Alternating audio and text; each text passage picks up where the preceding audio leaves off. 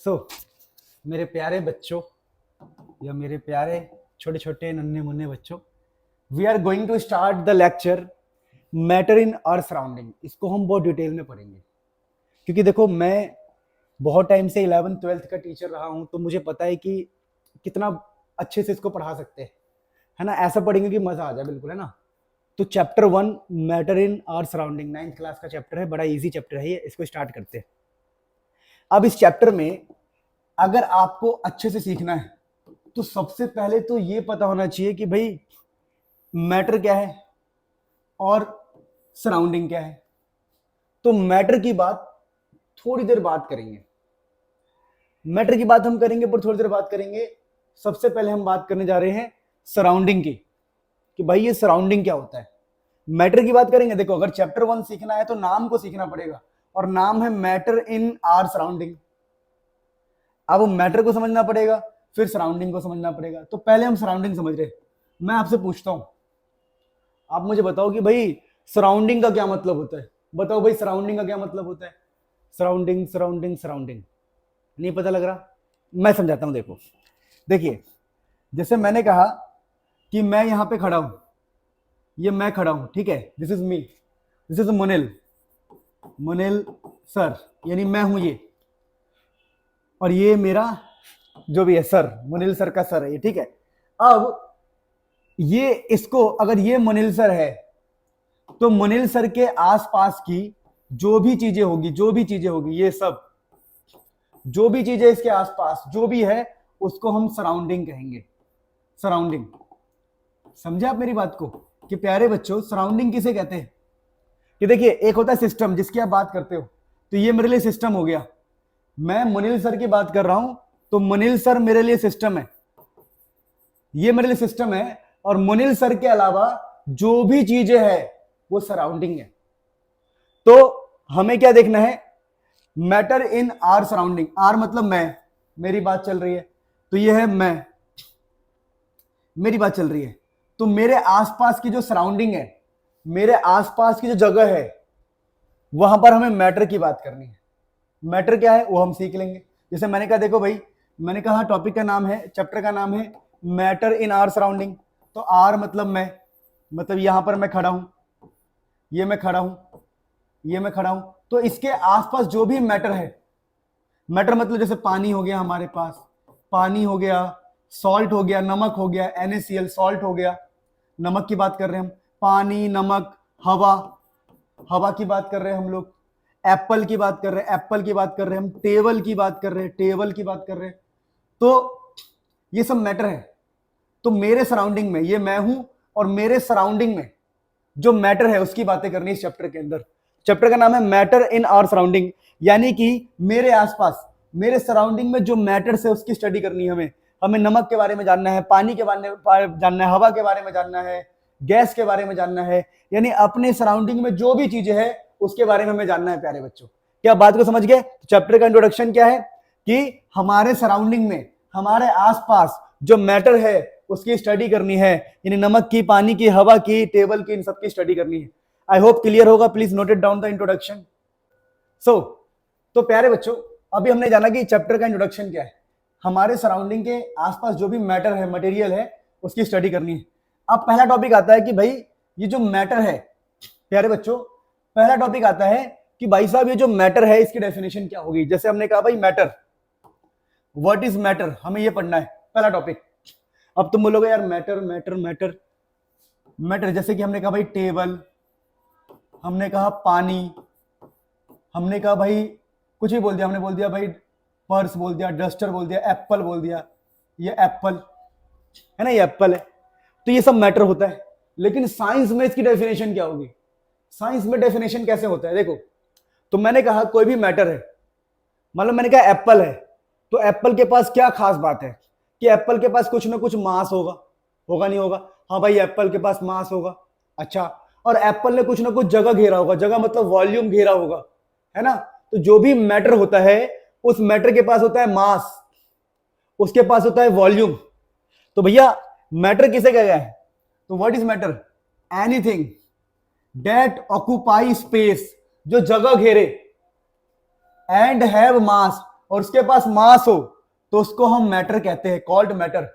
Anything that occupy space, जो space को घेरे, एंड हैव मास, और जिसके पास मास हो उसको हम मैटर कहते हैं। For example table, fan, tree etcetera. Table के पास एक तो जगह घेरेगा, ये ऑक्यूपाई स्पेस, स्पेस को ऑक्यूपाई करेगा, और उसके पास मास भी होगा, तो ये एक मैटर है। फैन एक मैटर है, ट्री एक मैटर है, एप्पल एक मैटर है, मुनील सर भी एक मैटर है, यानी मैं भी एक मैटर हूं, क्योंकि मैं जगह घेर रहा हूं, मैं जगह घेर रहा हूं। स्पेस मतलब जगह घेरना, जो इस जगह को घेरे और मास को ऑक्यूपाई करे उसको मैटर कहते हैं। तो मैटर की ये डेफिनेशन है साइंस में। मैंने कहा मेरे थॉट्स, मेरे सपने, मेरे जो सपने हैं, इमेजिनेशन, मेरी सोच। तो अभी हमने क्या बात करी प्यारे बच्चों, कि हमने कहा भाई जिसके पास मास होगा वो मैटर होगा। हमारे सपनों के पास मास नहीं होता भाई, हम सपने देख रहे हैं, उसका वजन हो सकता है, नहीं हो सकता। हमारे थॉट्स, जो हम सोचते हैं, हमारी सोच, उसका भी वजन नहीं होता, तो मैटर नहीं हो सकता। मैटर होने के लिए भाई मास होना जरूरी है, वरना मैटर नहीं होगा। क्या बात है सर, क्या बात है, मैटर समझ में आ गया। अब हम बात करते हैं कि भैया जो मैटर होता है, मैटर मतलब मुनील सर, मैटर मतलब कुछ भी, एप्पल, पेन, सेब, केले, मुनील सर, टेबल, उसकी बात कर रहे हैं। मैटर मतलब वही सब। अब बात करते हैं कि भैया एक बात बता दो कि what is matter made up of, कि मैटर किससे बनता है। What is matter made up of, कि मैटर जो है वो बनता किससे है। What is matter made up of मतलब बनता किससे। भाई साहब मैटर कैसे बन रहा है बता सकते हो। मैंने कहा क्यों नहीं बता सकते यार, कोई बड़ी बात है क्या बताना। तो हमारा जो मैटर बनेगा, कोई भी चीज बनेगा, मान लो मैंने कहा एक सेब है या एक पेन है, पेन, तो पेन किससे बना होगा आपको पता है, एटम से, मॉलिक्यूल से, पार्टिकल से बना होगा। जब बहुत सारे एटम, एटम जानते हैं ना, एटम का मतलब होता है सबसे छोटा पार्टिकल हमारे लेवल पे, तो पार्टिकल से जो भी पेन है, मान लो ये पूरा एक पेन है, तो पेन किससे बना होगा, पेन बना होगा बहुत छोटे पार्टिकल से बना होगा। इतने छोटे पार्टिकल्स है जिनको हम देख भी नहीं पाते। तो टॉपिक है हमारा what is matter made up of. ठीक है, तो हम ये बात को समझ गए कि जो भी मैटर होता है वो बहुत छोटे छोटे पार्टिकल से मिलकर बना होता है, और उन पार्टिकल्स को हम देख भी नहीं पाते। तो matter is made up of tiny particles, बहुत छोटे पार्टिकल्स। टाइनी मतलब बहुत छोटे, बहुत टाइनी, टाइनी मतलब बहुत छोटे, which we can not see, which we can not see even in a microscope. भाई साहब माइक्रोस्कोप में भी नहीं देख पाते हम, तो इतने छोटे पार्टिकल से मैटर बना होता है। यानी सर जो आपका हाथ है, हाथ के पास मास है, हाथ के पास जगह है, तो ये मैटर है। तो क्या ये बहुत छोटे छोटे पार्टिकल से मिलकर बना है? हाँ जी, बहुत छोटे छोटे पार्टिकल से मिलकर बना है। इतने छोटे पार्टिकल से मिलकर बना है कि आप सोच भी नहीं सकते, बहुत छोटे, जो दिखाई भी नहीं देते।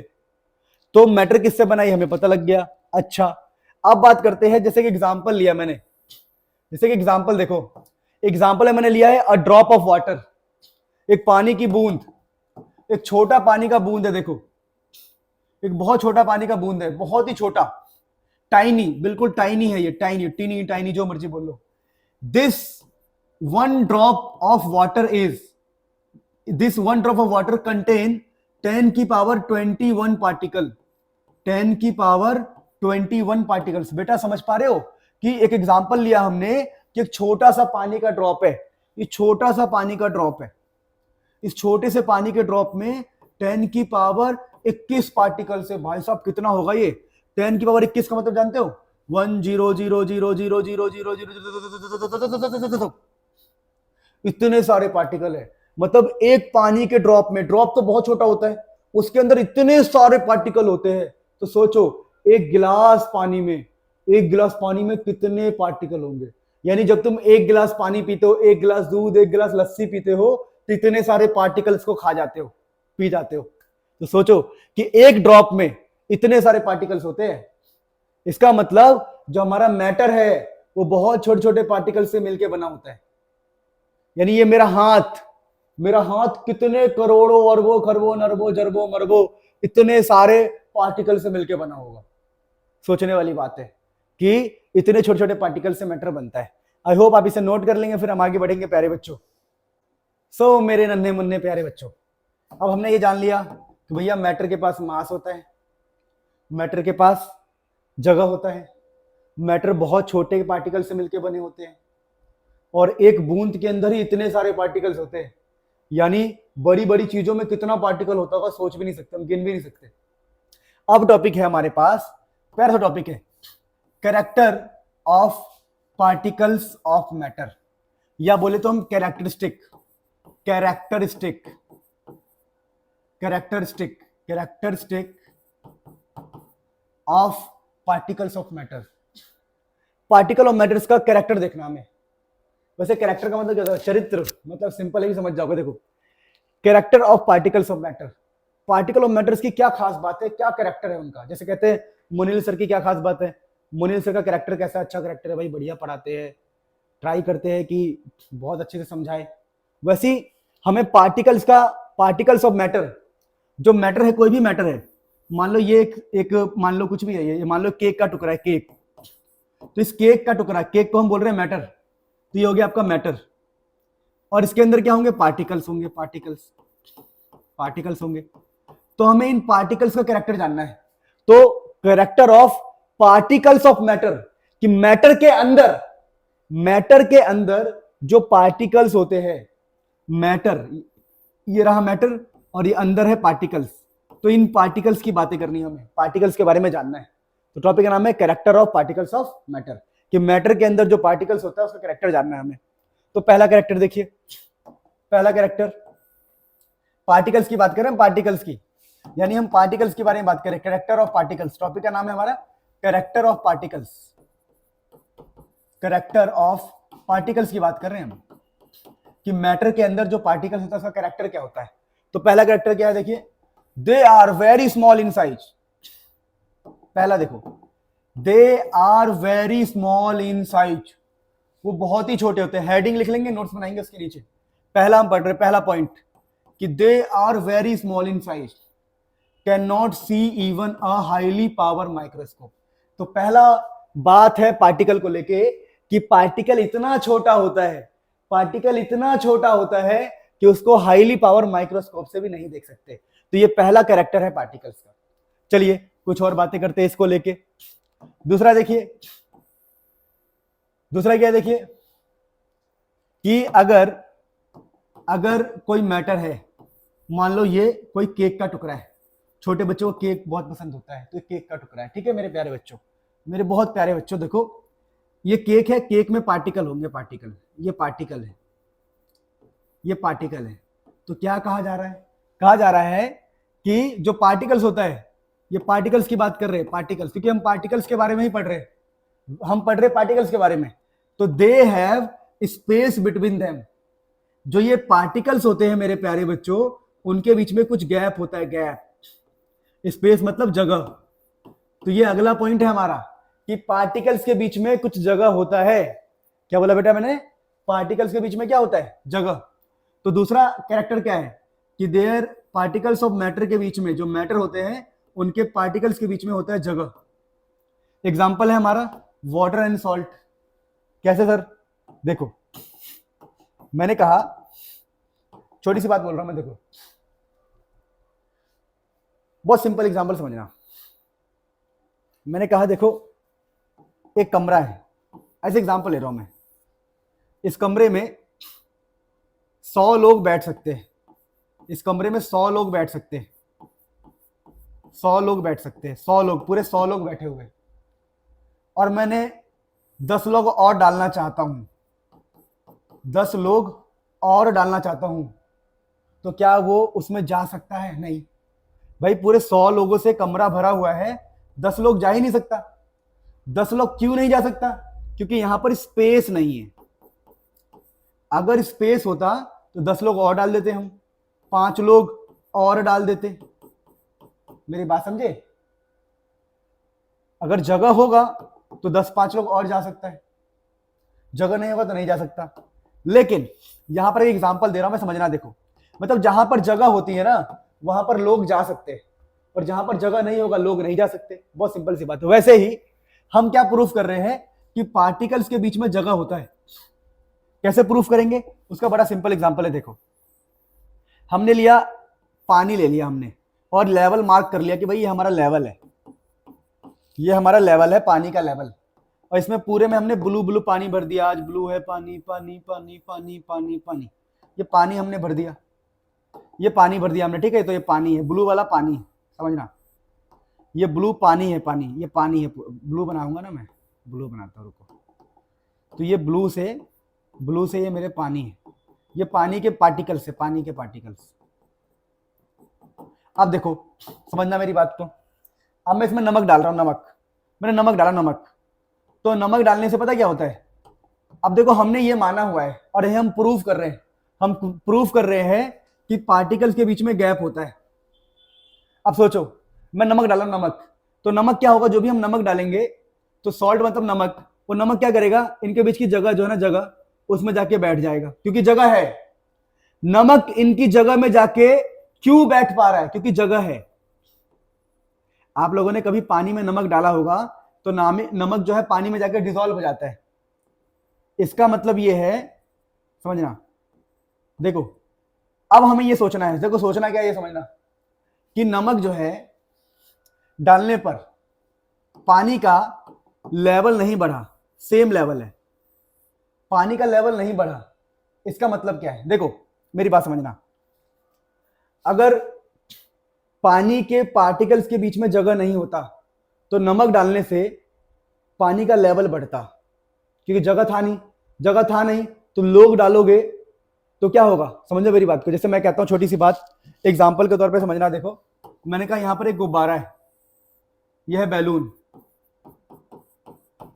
अब इस बैलून में हम क्या कर रहे हैं, बैलून में इतनी जगह है, तो जब बैलून में हम हवा डालेंगे, हवा, हम बैलून में हवा डाल रहे हैं, ये हवा डाल रहे हैं हम, हवा, तो हवा भर गई, ये हवा भर गई, जितनी जगह थी उतनी हवा भर गई।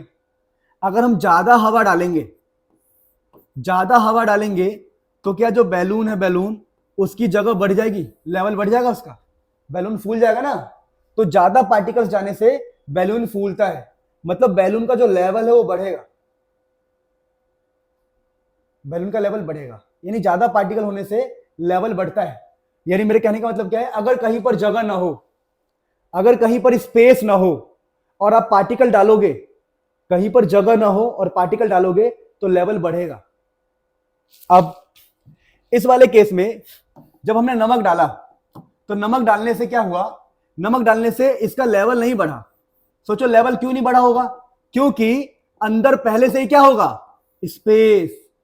अंदर अगर पहले से ही स्पेस है, जगह है काफी, इसीलिए पानी का लेवल नहीं बढ़ा। तो मेरे कहने का मतलब क्या है, मेरे कहने का सिंपल मतलब यह है कि पार्टिकल्स के बीच में जगह होता है। ये प्रूफ हम कैसे कर रहे हैं, हम ऐसे प्रूफ कर रहे हैं कि हमने क्या लिया, हमने लिया यहां पर पानी के पार्टिकल्स लिए, हमने पानी के पार्टिकल्स लिए और हमने उसमें नमक डाला। नमक डालने से पानी का लेवल नहीं बढ़ा। अगर पानी का लेवल नहीं बढ़ रहा है, इसका मतलब पानी के बीच में कहीं ना कहीं जगह था और उसी जगह को नमक ने ले लिया है। मेरी बात समझे। तो कुल मिला के कंक्लूजन क्या निकला, कंक्लूजन निकला कि पार्टिकल के बीच में जगह होता है। प्रूफ कैसे किया, हमने पानी लिया, पानी में नमक डाला, नमक डालने पे हमने क्या देखा कि बीकर का लेवल नहीं बढ़ा, जिस बाल्टी में पानी डाला था उस पानी का लेवल नहीं बढ़ा। पानी का लेवल ना बढ़ने का मतलब यह है कि जो नमक है उन्होंने कौन सी जगह ली है, पानी के बीच की जगह ली है, वाटर मॉलिक्यूल्स के बीच की जगह ली है, क्योंकि वाटर मॉलिक्यूल्स के बीच में जगह होता है। तो ये प्रूफ हो गया। क्लियरिटी है बेटा। अगर अब एक और बात इमेजिन करते हैं, अगर सेम बाल्टी है और मैं आपसे कहता कि पानी मॉलिक्यूल्स के बीच में जगह नहीं है, कोई जगह नहीं है पानी के मॉलिक्यूल्स के बीच में, कोई जगह नहीं है। पहले हमने ऐसे बनाया था, पहले ऐसे बनाया था हमने, ऐसे ऐसे ऐसे, हमने कहा था इनके बीच में जगह होता है, जगह है और ये लेवल है। तो जैसे हमने नमक डाला, जैसे नमक डाला, नमक यहां बैठ गया, इन सब में नमक आके बैठ गया, पार्टिकल्स के बीच की जगह में बैठ गया, और जगह में बैठ गया तो पानी का लेवल नहीं बढ़ा। लेकिन मैं अगर आपसे ऐसे कहूं कि भाई जगह है ही नहीं पार्टिकल्स के बीच में, कोई जगह नहीं है, कोई जगह नहीं है भाई पार्टिकल्स के बीच में, कोई जगह नहीं है। अब आप नमक डालते तो क्या होता, वो नमक बीच में तो आता नहीं, यहां आता नमक, ये होता आपका नमक, ये आपके नमक होते, ये आपके नमक होते, तो क्या होता, पानी का लेवल बढ़ जाता, पानी का लेवल बढ़ जाता, क्योंकि जो नमक है वो पानी के बीच में नहीं जा पा रहा, देखो पानी के पार्टिकल्स के बीच में जगह है, तभी तो नमक उसके अंदर चला गया और लेवल नहीं बढ़ा। इसका मतलब पानी के पार्टिकल्स के बीच में क्या होता है, जगह होता है। तो ये जो बातें कर रहे हैं हम छोटे लेवल पे बातें कर रहे हैं, मतलब छोटे लेवल मतलब 1 चम्मच 2 चम्मच के लिए बात कर रहे हैं, तुम बोरी भर के डाल दोगे तब तो बात अलग है, समझे मेरी बात को। तो अब इसका एक्सपेरिमेंट देखते हैं, यानी कंक्लूजन क्या निकला, एक बार और, मेरे को सेटिस्फेक्शन नहीं मिल रही इसलिए बोल रहा हूं। कंक्लूजन ये निकला कि पानी के पार्टिकल्स के बीच में क्या होता है, जगह, तभी जब हम नमक डालते हैं तो उन जगह को ले लेता है वो, और लेवल बढ़ता नहीं है क्योंकि खाली जगह में जाके घुसा है वो, ठीक है। अब इसका एक्सपेरिमेंट देखो, एक्सपेरिमेंट ये रहा, एक्सपेरिमेंट देखिए, एक्सपेरिमेंट को एक बार देखेंगे सारे बच्चे, क्या लिखा हुआ है देखिए, ये लिखा हुआ है, कंफ्यूज तो नहीं हुए ना, कोई कंफ्यूज नहीं हुआ, ठीक है। अब देखो यहां पे लिखा है ये वाटर लेवल है और ये वाटर के पार्टिकल्स है, ये ना वाटर के पार्टिकल्स है जो हम बना रहे हैं ब्लू से, दैट इज वाटर के पार्टिकल्स है ये, ठीक है, वाटर के पार्टिकल्स है। हमने 100 ml वाटर लिया है, ठीक है, ध्यान रखना, 100 ml वाटर लिया हमने, ये वाटर के पार्टिकल्स है, जो भी है सब वाटर के पार्टिकल्स है, और हमने उनके बीच में गैप दिखाया, गैप, ये सारे वाटर के पार्टिकल्स है, ठीक है, ये सारे वाटर के पार्टिकल्स है, वाटर पार्टिकल्स है, और 100 ml वाटर लिया हमने, 100 ml वाटर में 1 स्पून सॉल्ट लिया है, जो सॉल्ट है 1 स्पून है, और हमने क्या किया, उस सॉल्ट को डाल दिया, उस सॉल्ट को इसमें डाल दिया, और यह इसको हिलाने के लिए चम्मच है, इसको बोल रहे स्ट्रिंग बोल रहे, ग्लास रॉड का है ये, इसको हिला रहे हम, और ये सॉल्ट है, और सॉल्ट जो है, सॉल्ट गेटिंग डिसॉल्व, सॉल्ट जो है गेटिंग डिसॉल्व, यानी धीरे धीरे डिसॉल्व होगा। अब देखो क्या होगा, फिर आगे क्या होगा, देखो आगे ऐसा हो जाएगा, ये बन गया आपका सॉल्ट सॉल्यूशन, और पानी का लेवल भी नहीं बढ़ता है, देखो ध्यान से, यहां पर पानी का लेवल भी नहीं बढ़ता है, लेवल सेम है।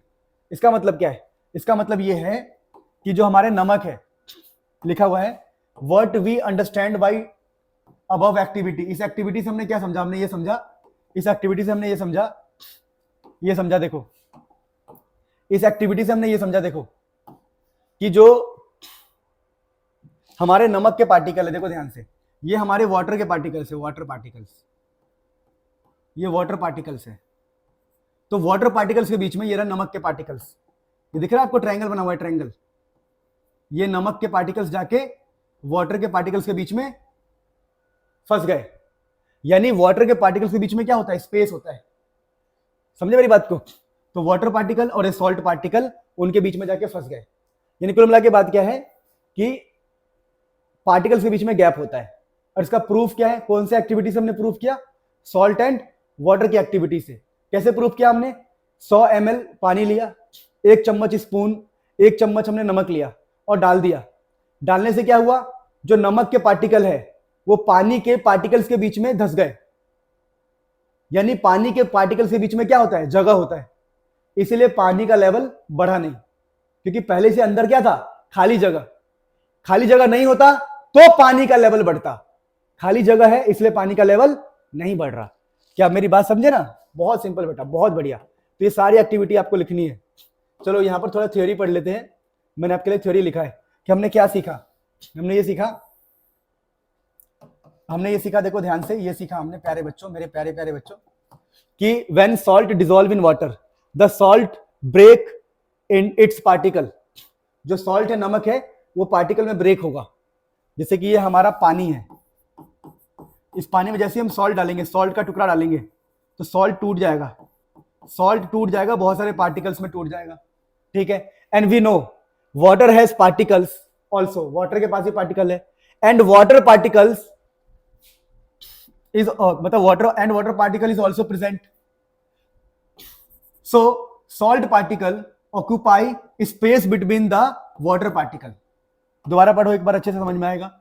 When salt dissolve in water the salt break its particle, कि जब सॉल्ट पानी में जाता है उसके पार्टिकल्स ब्रेक हो जाते हैं, सॉल्ट ये हमारा वाटर है और ये नमक, ये सॉल्ट। जब ये पानी में जाएगा टूटेगा, टूट के क्या होगा, उनके बीच की जगह को ले लेगा, और जगह को ले लेगा तो कोई लेवल बढ़ेगा ही नहीं, क्योंकि उनके बीच की खाली जगह ली है। तो when salt dissolve in water the salt break its particle, salt का पार्टिकल ब्रेक होगा। And we know water has particle, मतलब water particle is also present, वहां पर water particle is also present. So salt particle, जो salt के particle है, occupy, ले लेता है space between the water particles. तो इस एक्सपेरिमेंट का ही नतीजा है, और इससे क्या प्रूफ होता है, हेंस वी प्रूव्ड, हमने ये प्रूफ कर दिया, particle has space between them, particle has space between them, कि पार्टिकल के पास जगह होता है, पार्टिकल के बीच में जगह होता है। तो ये हमने प्रूफ कर दिया। आई होप आपको समझ में आ गया होगा। समझे बेटा, गुब्बारा वाला एग्जांपल समझ में आया था। अगर जगह ना हो तो लेवल बढ़ेगा, और जगह हो तो लेवल नहीं बढ़ेगा। तो पानी के बीच में जगह था, इसलिए नमक डालने से लेवल नहीं बढ़ा। तो पानी के पार्टिकल के बीच में स्पेस है, ये हमने प्रूफ कर दिया। तो आप पूरे एक्टिविटीज को लिखना, पहले ये लिखना, ये लिखने के बाद आप ये बात लिखना। क्या बात लिखना है, ये वाली बात लिखना। एक्टिविटी है, activity, activity to proof, activity है ये, activity to proof, proof what, proof particle having space between them, having space between them, space between them. तो ये हमने प्रूफ किया कि पार्टिकल्स के बीच में स्पेस होता है। ठीक है, तो ये आप प्रूफ लिख लेंगे, अच्छे से इसको लिखो, ये वाला लिखो, फिर अगला वाला पेज में लिखवाता हूं आपको। ये लिख लो आप, ये समझे आप। जब ये लिख लोगे तो अब हमें ये लिखना है कि what we understand by above activity. उस एक्टिविटी से हम क्या समझे, तो उस एक्टिविटी से हम ये समझे कि जब हम सॉल्ट को डालते हैं, salt particle occupy space between the water particle, hence we proved particle has space between them. ठीक है, बहुत बढ़िया, ये हो गया। अब ये डायग्राम बनाना है लास्ट में, कैसा हुआ होगा कि पानी का लेवल इसलिए नहीं बढ़ा क्योंकि पानी के पार्टिकल के बीच में सॉल्ट का पार्टिकल, ट्रायंगल आ गया।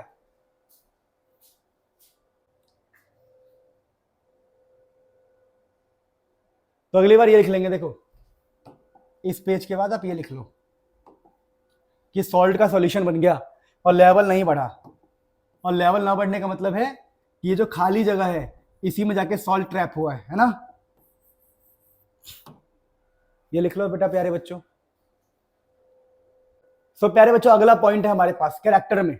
हम बेटा टॉपिक दोबारा बोल रहे हैं, टॉपिक की हम पढ़ रहे हैं character of particles of matter, कि भाई पार्टिकल्स के कैसे कैसे कैरेक्टर है। तो अगला कैरेक्टर क्या है, दे अट्रैक्ट ईच अदर। पहला था छोटे होते हैं, दूसरा उनके बीच में जगह होता है, तीसरा वो मूव करते रहते हैं, चौथा they attract each other. They attract each other कैसे, देखो समझा रहा हूं। देखो अगर मैं कहता हूं एक चौक है, चौक, तो क्या चौक के पार्टिकल्स ने, जो चौक होगा, चौक, ये चौक है, घर जो ब्लैक बोर्ड पे लिखते हैं चौक, तो चौक के अंदर होते हैं प्यारे बच्चों पार्टिकल्स। अब ये जुड़े हुए, ये जुड़े हुए, पूरा एक चौक है, तो सारे पार्टिकल्स जुड़े होंगे, जुड़े होंगे तो इनके बीच में क्या होगा, अट्रैक्शन होगा। अट्रैक्शन मतलब खिंचाव होगा, दे अट्रैक्ट ईच अदर। वैसे ही लेता हूं मैं लोहा, लोहा, तो लोहे की एक रॉड है, तो लोहे के अंदर भी पार्टिकल्स होंगे। अब ये सारे पार्टिकल्स जुड़े हुए हैं तो इनके बीच में भी अट्रैक्शन होगा। फिर हमने लिया केक। अब एक केक का टुकड़ा लिया हमने ऐसा, तो केक के अंदर भी पार्टिकल्स होंगे, तो पार्टिकल्स के बीच में भी अट्रैक्शन होगा, क्योंकि जुड़े हुए ना, जुड़े होने का मतलब है कि इनके बीच में अट्रैक्शन है। अब मुद्दा यह है कि अट्रैक्शन कहां पर सबसे ज्यादा होगा, अट्रैक्शन कहां पर सबसे ज्यादा होगा बताओ, लोहे के केस में। क्योंकि अगर मैं चाहूंगा कि भाई मैं इसको तोड़ दूं तो ये टूटेगा नहीं, जल्दी टूटेगा नहीं, क्योंकि इनके पार्टिकल्स का अट्रैक्शन बहुत ज्यादा होता है। केक के पार्टिकल का अट्रैक्शन कम होगा, तभी तो मुंह में लेते हैं, खत्म। चौक का अट्रैक्शन ठीक ठाक होगा। तो पार्टिकल्स के बीच में अट्रैक्शन होता है, किसी के बीच में ज्यादा होता है, किसी के बीच में कम होता है। क्या बात समझ पाए? तो फोर्थ पॉइंट था कि they attract each other. For example देखो, हमारे पास एग्जाम्पल है चौक, तो चौक के पार्टिकल के पास अट्रैक्शन होता है, वॉल, दीवार, भाई दीवार के पार्टिकल्स के बाद भी अट्रैक्शन होता है। आयरन नेल, जो लोहे की कील है, उसमें भी अट्रैक्शन होगा। लेकिन सबसे कम अट्रैक्शन, ज्यादा अट्रैक्शन किस में होगा, उसकी बात हम करते हैं। देखो, तो यहां पर एक थ्योरी लिखी है मैंने, देखो थ्योरी चल रही है किसकी, चौक की, चौक की बात चल रही है हमारे पास, वॉल की और आयरन नेल की बात चल रही है, ठीक है। तो when be hit by the hammer, Chowk quickly converted into powder, कि जब हम, सुनो, जब हम चौक को हैमर से हिट करेंगे, हैमर मतलब हथौड़ी से, हथौड़ी से जब चौक को हथौड़ी से हिट करेंगे, वो बन जाता है पाउडर, क्योंकि इनके पार्टिकल्स में फोर्स क्या होता है, कम, कम होता है। वॉल, दीवार, टेक्स टाइम, लेकिन उसी दीवार, किसी दीवार को हैमर से हिट करेंगे तो दीवार तोड़ने में टाइम लगता है। चौक भी टूटेगा, दीवार भी टूटेगा। अब बात करते हैं आयरन, क्योंकि देखो चौक में फोर्स कम है, दीवार में थोड़ा ज्यादा फोर्स है, तो wall takes time. But iron nail, अगर आयरन की कील है या कुछ भी है, इसको तोड़ना चाहेंगे तो हो सकता है कि ये टूटे ही ना। टूटेगा क्यों नहीं, क्योंकि इनके बीच में फोर्स क्या होता है, ज्यादा होता है। टूट भी सकता है, नहीं भी टूटे, पर ज्यादा चांस है कि हथौड़े से तोड़ नहीं पाओगे आप इसका। तो यही लिखा है, iron nail will not break into pieces. इसका मतलब क्या है, इसका मतलब है different matter have different kind of attraction, different matter में डिफरेंट काइंड ऑफ अट्रैक्शन होता है। तो पार्टिकल ऑफ मैटर के पास क्या क्या कैरेक्टर है, पहला वो छोटे होते हैं, दूसरा उनके बीच में जगह होता है, तीसरा हमेशा मूव करते रहते हैं, और चौथा उनके बीच में अट्रैक्शन होता है, किसी में ज्यादा किसी में कम। लिख लो फटाफट बेटा। तो प्यारे बच्चों, हमने क्या देख लिया, हमने देख लिया कैरेक्टरिस्टिक ऑफ मैटर। अब अगला टॉपिक स्टार्ट होता है, देखिए स्टेट्स ऑफ मैटर। हमने मैटर के बारे में जाना, अब हम पढ़ रहे हैं स्टेट्स ऑफ मैटर, कि भाई मैटर के कौन कौन से स्टेट होते हैं। तो आप सबको बचपन से जानते हो आप कि हमारे पास मैटर के 3 स्टेट होते हैं जनरली, आमतौर पे। हमारे एनसीईआरटी लेवल पे कौन कौन से हमारे पास है, सॉलिड है, लिक्विड है और गैस है। वैसे तो बोलते कि भाई प्लाज्मा भी है और बोस आइंस्टाइन कंडेंसेट भी है, ऐसा बोलते कि 2 और पाए गए हैं। तो उनकी हम बातें नहीं कर रहे, अभी हम बेसिक लेवल की बात करें। हमें थोड़ा पीएचडी करना है। किसी को शादी की जल्दी हो तो तुरंत पढ़ेगा कि भाई मुझे शादी करना है, तुरंत पढ़ लो। हमारे पास तो बहुत टाइम है, ये क्या बात है, समझ नहीं आया, मैंने ऐसे ही बोल दिया। तो स्टेट्स ऑफ मैटर की बात कर रहे हैं, तो हमारे पास है सॉलिड, लिक्विड, गैस। चलिए पहले हम बात करते हैं सॉलिड के बारे में और उसके शेप को समझते हैं। सॉलिड के शेप को समझते हैं। तो कोई भी सॉलिड, मतलब मान लो मैंने लोहा ले लिया, आयरन। लिक्विड का मतलब मैंने ले लिया पानी, और गैस का मतलब ले लिया मैंने ऑक्सीजन गैस या फिर नाइट्रोजन गैस। मान लो एयर ले लिया, एयर गैस से मिलकर बना हुआ है ना, एयर ले लिया। सॉलिड आयरन, एग्जांपल के लिए मैंने आयरन, शेप इज फिक्स्ड। हाँ भाई, लोहे की शेप तो फिक्स होती है। मतलब आप मार्केट से, दुकान से गए, लोहा खरीद के ले आए, तो आपके हाथ में है तो फिक्स रहेगा हमेशा, जब तक आप पिघलाओ ना, तोड़ो ना, फिक्स है, शेप फिक्स है। अगर एक लोहे का मैं कड़ा खरीद के लाया, लोहे का कड़ा, उसको मैंने बाल्टी में डाल दिया, तब भी उसका शेप सेम ही रहेगा। उस कड़े को मैंने अपने अटैची में डाल दिया, तब भी सेम रहेगा। उस कड़े को मैंने हाथ में डाल दिया, तब भी सेम रहेगा। तो उस कड़े का शेप चेंज नहीं होने वाला। कहीं भी डाल दो, किसी बर्तन में डाल दो, गिलास में डाल दो, कहीं भी डाल दो, आप कढ़ाई में डाल दो, सेम ही रहने वाला है शेप उसका। मतलब एक जगह से दूसरी जगह पर डालोगे तो शेप चेंज नहीं होगा। तो हम कहते हैं भैया लोहे का कड़ा या फिर लोहे का शेप चेंज रहेगा, क्योंकि वो सॉलिड है। तो सॉलिड का जो शेप होता है वो फिक्स रहता है। लेकिन लिक्विड की बात करें, पानी, पानी का शेप बदलता रहता है। कैसे? मैंने पानी लिया 1 गिलास, उसको बोतल में डाल दिया, शेप अलग हो गया। उसको मैंने पतीले में डाल दिया तो पानी ने अलग शेप ले लिया। लोहे को कहीं भी डाल लो, वो सॉलिड है, उसका शेप चेंज नहीं होगा। एक कड़े को मैं अटैची में डाल दूं, मैं अटैची में डाल दूं, उसको बाल्टी में डाल दूं, अरे वो तो लोहा कड़ा सेम ही रहेगा। कड़ा समझते हो ना, जो पहनते हैं हाथ में, क्योंकि वो सॉलिड है। लेकिन लिक्विड की बात करें, जैसे पानी है हमारा, पानी, उसका shape is not fixed, shape change होगा। बाल्टी में अलग शेप लेगा वो, बोतल में अलग शेप लेगा, पाइप में अलग शेप लेगा, शेप अलग अलग बनता है उसका। पाइप में लंबा हो जाता है, अगर कटोरी में डालो कटोरी में फैल जाता है। तो लिक्विड का शेप फिक्स नहीं होता, और गैस का भी शेप फिक्स नहीं होता, shape is not fixed. Gas का भी शेप फिक्स नहीं होता है। अब तुम बोलोगे गैस का शेप क्यों नहीं फिक्स होता भाई, है कहां फिक्स होगा? गुब्बारे में डालोगे तो ऐसा बन जाएगा। देखो गुब्बारे की बात करें तो कोई गुब्बारा, अगर हम गुब्बारे में गैस भरते हैं तो कोई गुब्बारा ऐसे फूलता है लंबा, कोई गुब्बारा ऐसे फूलता है, कोई गुब्बारा दिल जैसा होता है। तो गैस अलग अलग शेप ले लेता है। जब आप गुब्बारे में गैस भरोगे ना तो अलग अलग शेप लेगा वो। अच्छा, तो सर हमने शेप की बात कर ली, बहुत बढ़िया सर, मजा आ गया। अब बात करो सर वॉल्यूम की। वॉल्यूम की बात करो, किसकी बात करो? वॉल्यूम की। देखिए यहां ध्यान दीजिए, तो अगर हम वॉल्यूम की बात करें, सॉलिड के वॉल्यूम की बात करें, सॉलिड के वॉल्यूम की बात, देखो अभी हमने शेप की बात करी, शेप की, इसकी शेप की बात करी, इसकी शेप की बात करी, इसकी शेप की बात करी, अब हम वॉल्यूम की बात कर रहे हैं। तो सॉलिड के लिए वॉल्यूम फिक्स होता है भाई, कड़ा का वॉल्यूम फिक्स है, उतना ही जगह लेगा, वॉल्यूम तो फिक्स है। लिक्विड के लिए भी वॉल्यूम फिक्स है भाई, वॉल्यूम थोड़ी चेंज होगा। अगर आप एक बोतल पानी है, उसको आप बाल्टी में डाल दोगे तो उसका वॉल्यूम थोड़ी कम हो जाएगा, वॉल्यूम सेम ही रहता है। वॉल्यूम मतलब जगह, तो वॉल्यूम भी फिक्स रहता है। मतलब समझो ना, अगर एक बोतल पानी है तो उतने इतनी जगह ली है, लंबाई में इतनी जगह ली है। समझा रहा हूं, देखो अगर एक बोतल पानी है, उसने लंबाई में इतनी जगह ली है, उसको पलट दिया मैंने बाल्टी में, तो अब चौड़ाई में हो गया वो।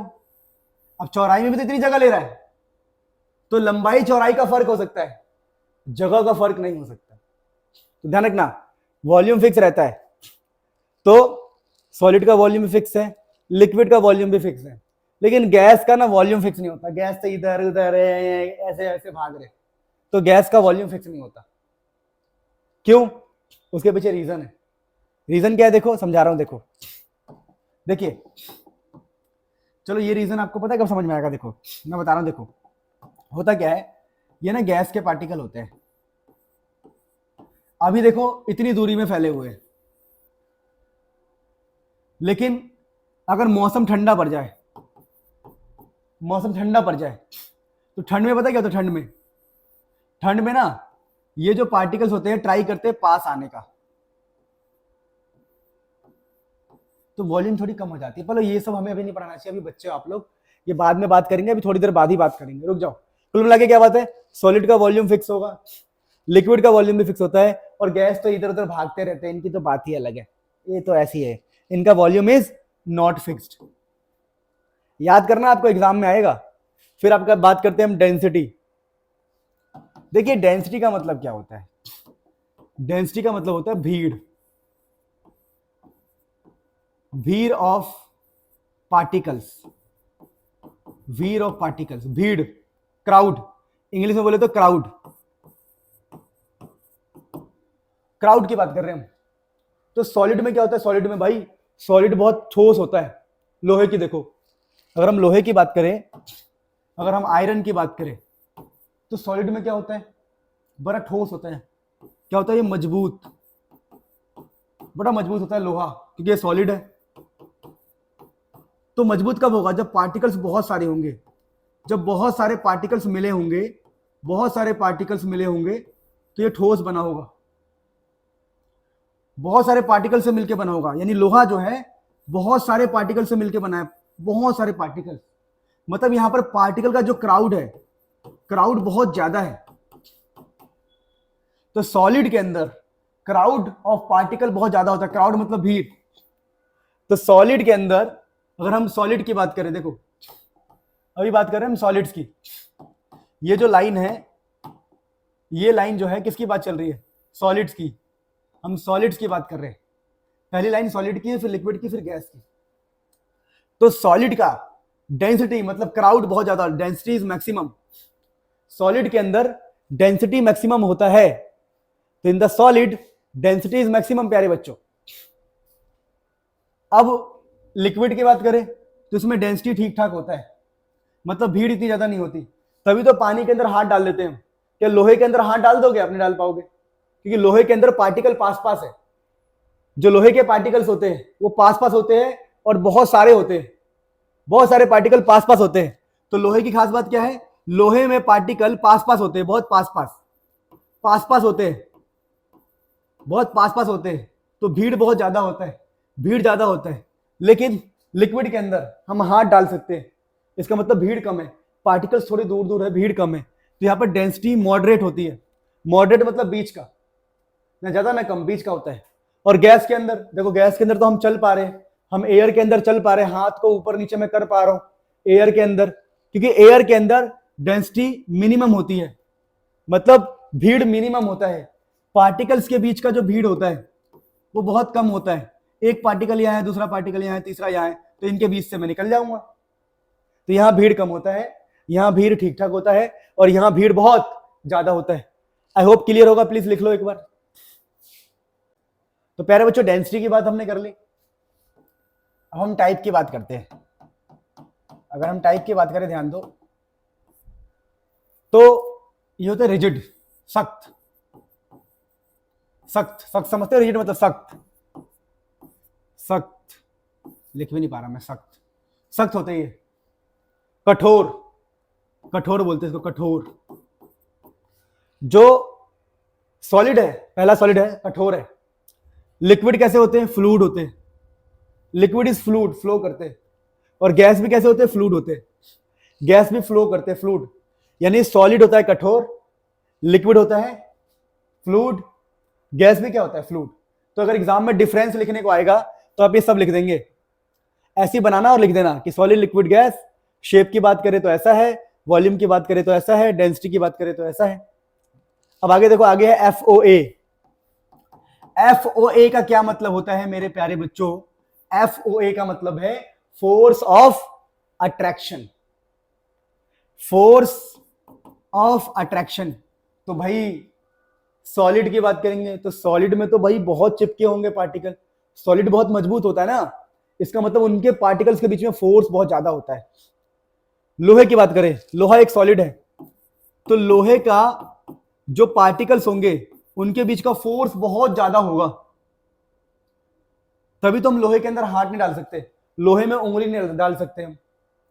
लेकिन लिक्विड की बात करें तो फोर्स ऑफ अट्रैक्शन ठीक ठाक होगा। और गैस में तो फोर्स ऑफ अट्रैक्शन नेग्लिजिबल है।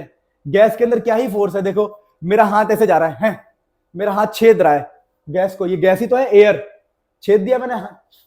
यानी कि सॉलिड के अंदर फोर्स ऑफ अट्रैक्शन मैक्सिमम होता है, लिक्विड के अंदर फोर्स ऑफ अट्रैक्शन मॉडरेट होता है, और गैस के अंदर फोर्स ऑफ अट्रैक्शन मिनिमम होता है। तो गैस के अंदर फोर्स ऑफ अट्रैक्शन प्यारे बच्चों बहुत ही मिनिमम होता है, ना के बराबर होता है। अगर हम स्पेस की बात करें, स्पेस मतलब जगह, अगर हम जगह की बात करें तो सॉलिड, लोहे, सोचो लोहे का कोई लोहा है, लोहा, तो लोहा का पार्टिकल्स के बीच में जगह होगा क्या? नहीं होगा। लोहा बहुत सख्त होता है, सख्त होने का मतलब है उनके पार्टिकल्स चिपके हुए, चिपके हुए मतलब उनके बीच में जो जगह है, स्पेस है, बहुत कम है। तो अगर हम स्पेस की बात करें तो पार्टिकल्स के बीच में मिनिमम स्पेस होता है, मिनिमम स्पेस बिटवीन पार्टिकल्स। ये लिखना पूरा लाइन कि सॉलिड के पार्टिकल्स के बीच में जगह बहुत ही कम होता है, जगह कम है तभी तो हम हाथ नहीं डाल पा रहे। लोहे में हाथ डाल दोगे? नहीं डाल पाओगे। फ्लूइड्स में मॉडरेट स्पेस बिटवीन, ये BTW का मतलब है बिटवीन पार्टिकल्स। पानी के अंदर हाथ डाल पाते हैं हम, पानी के अंदर हाथ क्यों डाल पाते हैं? क्योंकि उनके बीच में जगह होता है, ठीक ठाक जगह होता है। और गैस में क्या होता है? Maximum space between particles. Gas के पार्टिकल्स में बहुत ज्यादा स्पेस होता है, तभी तो गैस में हाथ डाल दिया, मुंह डाल दिया, जो मर्जी डाल दिया। ठीक है, अब लास्ट में है कंप्रेसिबिलिटी। लास्ट में क्या लिखा है बेटा, ये कंप्रेसिबिलिटी है। मैं आपको बताता हूं, देखो ये है प्यारे बच्चों कंप्रेसिबिलिटी। कंप्रेसिबिलिटी का मतलब होता है दबाना। कंप्रेसिबिलिटी, कंप्रेसिबिलिटी का मतलब है दबाना, दबाना, ठीक है, दबाना। तो दबाने की बात चल रही है। तो प्यारे बच्चों दबाने की अगर हम बात करें, तो कंप्रेसिबिलिटी की बात करें, तो आप सॉलिड को, ये सॉलिड है, सॉलिड पहला लाइन है सॉलिड का, सॉलिड को कंप्रेस नहीं कर सकते। मैं कहूं लोहे को कंप्रेस कर देगा भाई, हम लोग इंसानों की बात कर रहे हैं, तो लोहे को आप दबा नहीं सकते। तो नेग्लिजिबल कंप्रेसिबिलिटी होती है, नेग्लिजिबल, नेग्लिजिबल मतलब नेग्लेक्ट कर दो भाई, नेग्लेक्ट मतलब ना के बराबर, ना के बराबर, ना के बराबर।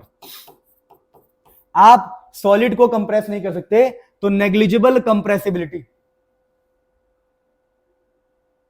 पानी को, भाई पानी को भी दबाना बड़ा टफ है। तो क्यों, समझा रहा हूं, देखो जैसे एक पाइप है,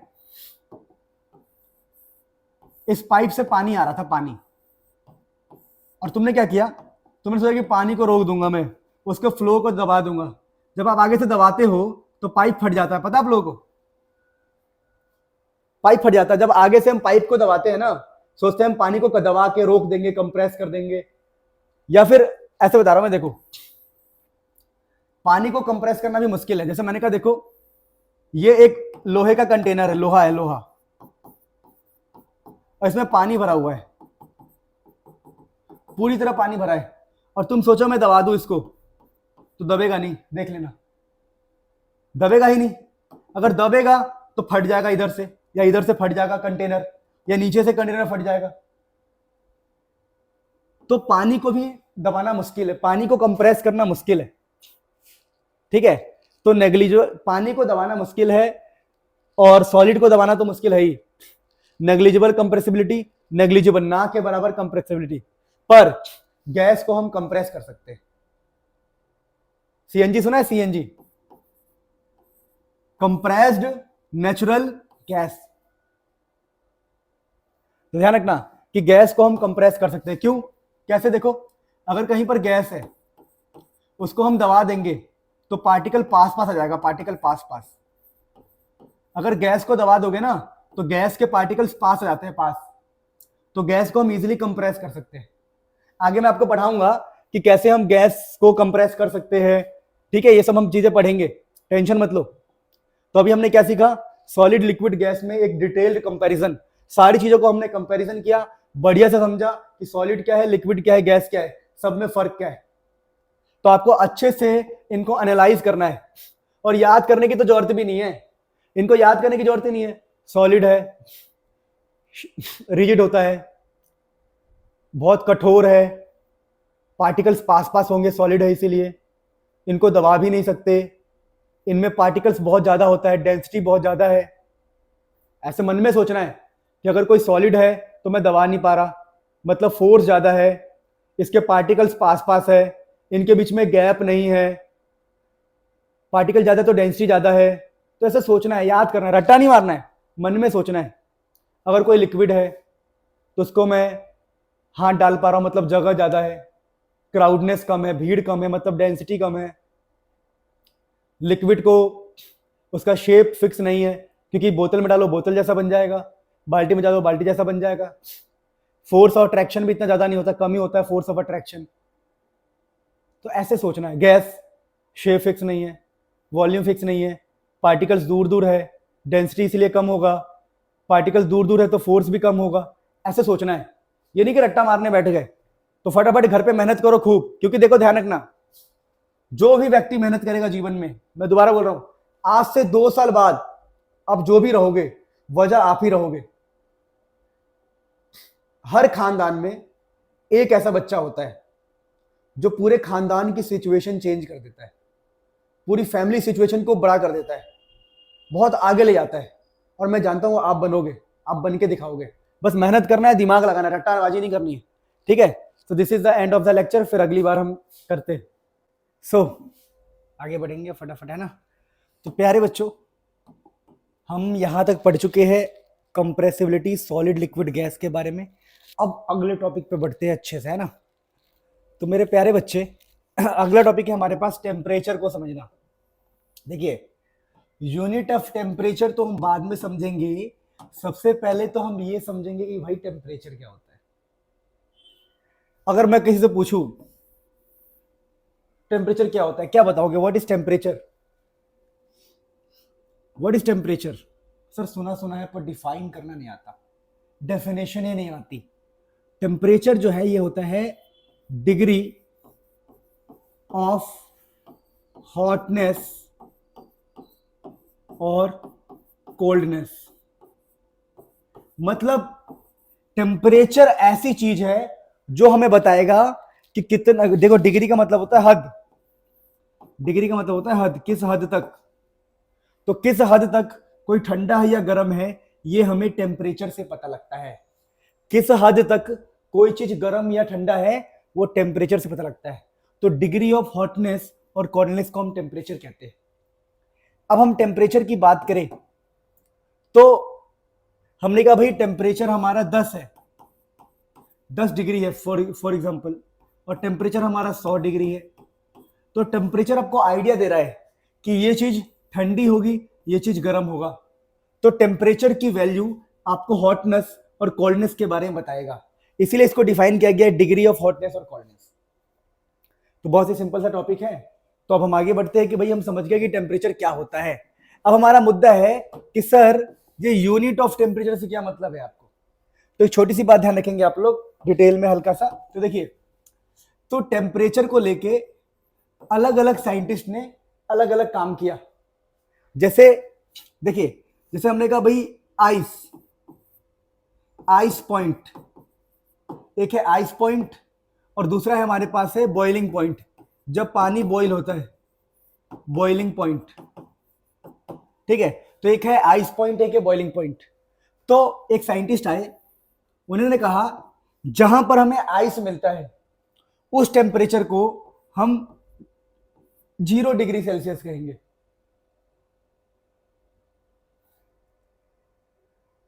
मेरी बात समझे? अच्छा।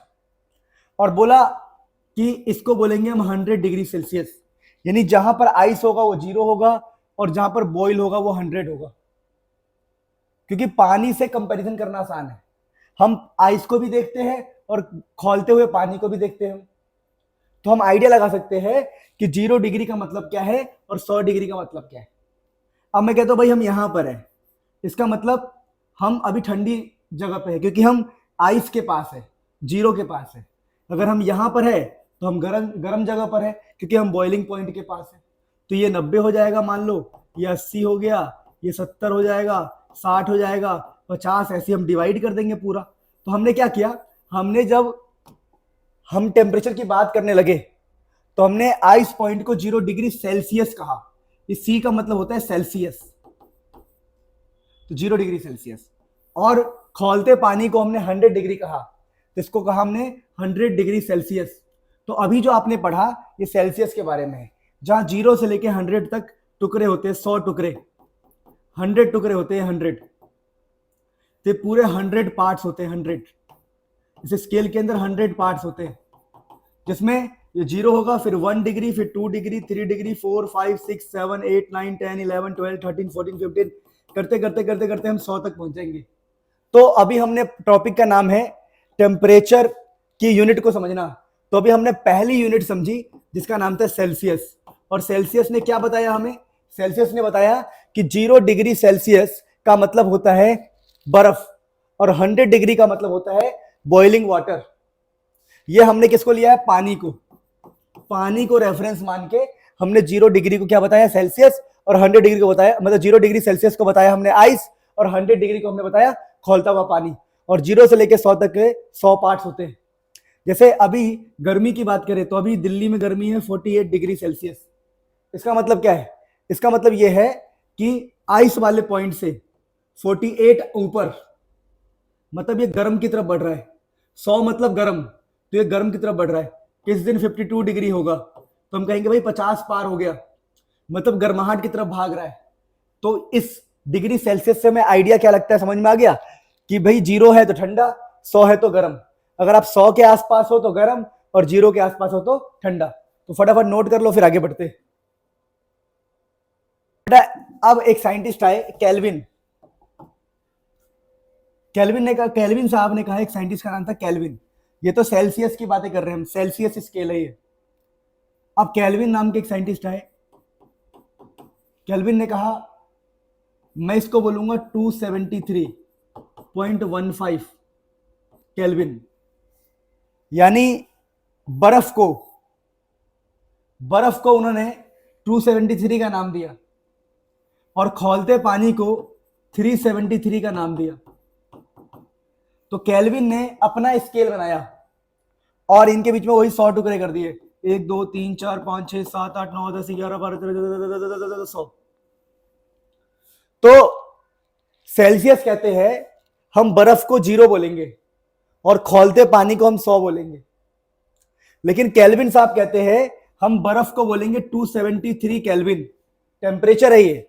यानी अगर टेम्परेचर कोई कहेगा आपसे 273 तो केल्विन, 273 केल्विन तो आप आइस मानोगे, और 373 कहेगा तो आप मानोगे बॉइलिंग वाटर केल्विन। तो अभी हम केल्विन ने उसी चीज को अलग अंदाज में कहा, 0 की जगह पे 273 बोल दिया और 100 की जगह पर 373 बोल दिया। यानी कि अगर हम बात करें तो सेल्सियस में जो 0 होता है केल्विन में वो 273 होता है। यानी कि सेल्सियस में और केल्विन में कितने का गैप है, तो इन दोनों के बीच में गैप है पूरा का पूरा 273 का गैप है। जैसे मैंने आपसे कहा कि भाई अगर 10 डिग्री सेल्सियस है, तो हाउ मेनी केल्विन्स, कितना केल्विन होगा। तो आप कहोगे भैया देखो 0 273, 1 274 हो जाएगा, 2 275, 3 276, क्योंकि 0 का मतलब 273 है। अगर 0 का मतलब 273 है तो 10 का मतलब कितना होगा, देखो 0 का मतलब है 273, तो 10 का मतलब कितना होगा, 10 का मतलब होगा 10 प्लस 273.15, जिसको हम 273 ही मान लेंगे फिलहाल, 1.15 को भूल जाओ। यानी कि अगर 0 का मतलब 273 होता है तो 1 का मतलब कितना होगा 274, 2 का मतलब कितना होगा 275, तो 10 का मतलब कितना होगा, तो सिंपल है 273 में 10 को ऐड कर दो तो 274 केल्विन, क्योंकि गैप ही इतना ज्यादा है। अगर 0 का मतलब 273 होता है तो 10 का मतलब कितना होगा, 10 का मतलब होगा 273 प्लस 10, तो 10 डिग्री सेल्सियस का मतलब होता है 273 में आपको 10 ऐड करना पड़ेगा, तब आपको केल्विन मिलेगा। क्योंकि जो केल्विन है वो, हाँ जी सॉरी ये मैंने गलत लिखा है, ये जब 273 में 10 ऐड करेंगे तो 283 होगा, सॉरी माय मिस्टेक। यानी कि अगर आपको सेल्सियस से केल्विन में जाना है तो आपको याद रखना पड़ेगा केल्विन 273 आगे होता है, 273 आगे होता है। यानी कि सिंपल बताऊं तो temperature in kelvin is 273 degree extra होगा सेल्सियस से, है ना, वो हमेशा सेल्सियस से 273 ज्यादा होगा। तो वही लिखा है मैंने, देखो कि भाई केल्विन वाला जो होता है वो 0, अगर ये 0 है तो 273 है, 273 आगे होता है, तो 10 का मतलब क्या होगा 10 प्लस 273। क्या बात समझ में आया बेटा। यानी अगर क्वेश्चन आ जाए कि मेरे को कोई बोले कि भाई 15 डिग्री सेल्सियस से क्या मतलब है आपका, तो मैं कहूंगा भैया देखो अगर ये 15 डिग्री है तो केल्विन इससे ज्यादा ही होगा। तो केल्विन कैसे निकालेंगे, हम बोलेंगे भैया देखो टेम्परेचर इन केल्विन अगर आपको निकालना है तो जो भी 273 है उसमें सेल्सियस को ऐड कर दो, और सेल्सियस है 15, तो आंसर आ जाएगा 5 3 8 7 1 8 288 केल्विन। तो अगर आपको कभी भी आंसर केल्विन में निकालना हो तो बहुत सिंपल है, सेल्सियस को ऐड कर दो 273 से तो आपको मिल जाएगा टेम्परेचर इन केल्विन। क्या समझ में आया नहीं आया कि लॉजिक क्या है? लॉजिक ये है कि हमारे केल्विन साहब ने जीरो को 273 मान लिया था, मतलब जो जीरो है केल्विन की नजर में वो 273 है, यानी कि सेल्सियस और केल्विन में जो डिफरेंस है वो 273 का डिफरेंस है, यानी केल्विन 273 आगे होता है, 273 आगे होता है। इसलिए 10 का मतलब क्या हो जाएगा 10 प्लस 273, जीरो का मतलब अगर 273 है तो 10 का मतलब कितना होगा 10 प्लस 273, समझे? क्योंकि अगर हम ऊपर 10 जाएंगे तो इसमें कितना हो जाएगा 273 प्लस 10, तो ये आपको याद रखना पड़ेगा लॉजिक से। तो ये हमने वो सब पढ़ा। तो यहां पर हम फटाफट टॉपिक को पढ़ते हैं कि ऐसा unit of temperature is kelvin, जो हमारा ऐसा यूनिट है वो केल्विन माना गया है, ठीक है? ये 11th में बहुत बढ़िया से सिखाऊंगा आप लोगों को मैं। तो ऐसा यूनिट ऑफ टेम्परेचर को केल्विन माना गया है, लेकिन डेली लाइफ में हम सेल्सियस का इस्तेमाल करते हैं क्योंकि सेल्सियस बड़ा इजी होता है कि भाई 0 का मतलब बर्फ, 100 का मतलब पानी। उसने थोड़ा अजीब सा लिया है केल्विन ने, तो नोट कर लो बेटा इसे। अब प्यारे बच्चों फटाफट आगे बात करते हैं। तो ये तो हमने पढ़ लिया भाई, relation between kelvin and Celsius, कि टेम्परेचर इन केल्विन कैसे निकलेगा। टेम्परेचर इन सेल्सियस को 273 से ऐड कर दो क्योंकि वो 273 आगे होता है। और एग्जांपल क्या है, 30 डिग्री को अगर केल्विन में करना है तो 30 प्लस 273, समझ पा रहे बात को? तो आ जाएगा आंसर, ठीक है? तो बहुत ही इजी है क्वेश्चन, बहुत ही सिंपल है, कोई दिक्कत नहीं है। ये वाली लाइन भूल जाओ, ये तो ऐसे लिखा हुआ है कि अगर 30 डिग्री है तो केल्विन में कितना होगा 273 प्लस 30, क्योंकि केल्विन में 273 ज्यादा होता है, एक्स्ट्रा होता है वो, ठीक है? तो ये छोटी सी बात थी, इसे भी नोट कर लो। टॉपिक का नाम है relation between kelvin and Celsius. तो अगर आपको केल्विन में आंसर चाहिए तो सेल्सियस वाले को 273 से ऐड कर दो, ये तो मैंने पहले ही बता दिया था, फटाफट नोट कर लो। अरे बच्चों अगला बहुत ही आसान टॉपिक है, change in state of matter, बहुत ही इजी। अब देखिए यहां पे लिखा है चेंज यानी बदलाव, बदलना, बदलना प्यारे बच्चों। इन मतलब में, स्टेट ऑफ मैटर इसका मतलब क्या है? देखो देखो, जैसे मैंने कहा, देखो भाई ये सॉलिड स्टेट है, मैं इसको हीट कर दूं, बहुत गर्म कर दूं, बर्फ है, बर्फ, बर्फ को, ये बर्फ है, बर्फ एक मैटर है, मैटर, उसको हीट कर दूंगा तो ये बन जाएगा लिक्विड, पानी बन जाएगा। तो इसका स्टेट चेंज हो गया, पहले सॉलिड स्टेट था अब लिक्विड स्टेट हो गया। तो हमें क्या पढ़ना है, change in state of matter, कि मैटर का स्टेट कैसे चेंज होता है। तो यहां पर अगर आप देखेंगे तो एक बहुत बढ़िया सा मैंने चार्ट बनाया है। ये चार्ट क्या कह रहा है, बहुत सिंपल चार्ट है, देखो ध्यान से, अगर दिख रहा हो तो बहुत अच्छी बात है, वरना दिख तो जाएगा ही, ऐसी कोई बात नहीं है। देखो प्यारे बच्चों, तो मेरे प्यारे बच्चों यहां देखिए, आपको साफ दिख रहा होगा कि भाई देखो यहां पे एक सेकेंड, तो ये आपका सॉलिड स्टेट है, SOLID, सॉलिड स्टेट, उसको मैं हीट कर रहा हूं, हीट, हीट करने से बन गया वो लिक्विड, LIQID, लिक्विड स्टेट बन गया। तो सॉलिड को हीट करने से लिक्विड बन जाएगा, और उसी लिक्विड को मैं हीट कर रहा हूं, देखो हीट लिखा है, हीट, HEAT, हीट, तो वो गैस बन गया। यानी कि सॉलिड, लिक्विड और गैस की बात करें, अगर सॉलिड को हम हीट करेंगे तो लिक्विड बनेगा, हीट, और लिक्विड को हीट करेंगे तो गैस बन जाएगा। एग्जाम्पल क्या एग्जाम्पल है, बर्फ, अगर आप बर्फ को लेके हीट करोगे, अगर बर्फ को लेके हीट करोगे तो पानी बनेगा, तो बर्फ से पहले बनता है पानी, और उसी पानी को और हीट करोगे तो बन जाएगा वेपर, भाप बन जाएगा, भाप बन जाएगा। अब तो ये चेंज हो रहा है, स्टेट चेंज हो रहा है, लेकिन इसी भाप को अगर हम ठंडा कर दे, भाप को जमा करें, इकट्ठा करें, अगर पानी के भाप को इकट्ठा कर ठंडा कर दोगे, ठंडा मतलब वेपर को ठंडा करोगे तो लिक्विड बन जाएगा, और लिक्विड को ठंडा कर दोगे तो दोबारा बर्फ बन जाएगा। तो ये साइकिल है पूरा, कि अगर हीट करेंगे तो सॉलिड लिक्विड बनेगा, लिक्विड को हीट करेंगे तो गैस बनेगा। अब गैस को ठंडा कर दो, गैस को ठंडा करेंगे, कूल किया हमने गैस को, ये गैस है, गैस, गैस को हमने कूल किया तो लिक्विड बन गया, और लिक्विड को हमने कूल किया तो दोबारा सॉलिड बन गया।